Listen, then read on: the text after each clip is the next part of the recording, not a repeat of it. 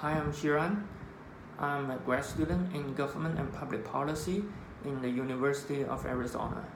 I learned about the Writing Skill Improvement Program, that is the WSIP, at the very beginning of my study here in the U of A. I signed up for the WSIP partly for practical reason, as I have lots of readings and writings in grad school, but more importantly, it is because I believe that everyone can become a better writer through practice. In the past 2 years, I have worked with the WSIP in various forms, including group tutoring on both reading and writing. In reading group, I learned very practical skills that helped me survive the readings of grad school.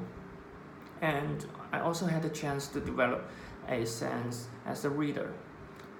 As you may know, to become a better writer, you may also need to become a better reader. In the writing group, I improve my writing skills incrementally. We do exercises on one specific grammar topic each time, and we also bring our own drafts for discussion, such as the term papers, the working papers, and even the weekly essays.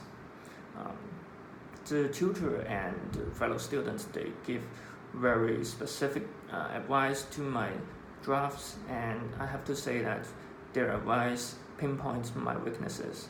And thanks to the WSIP, I'm now making very good progress on my first working paper.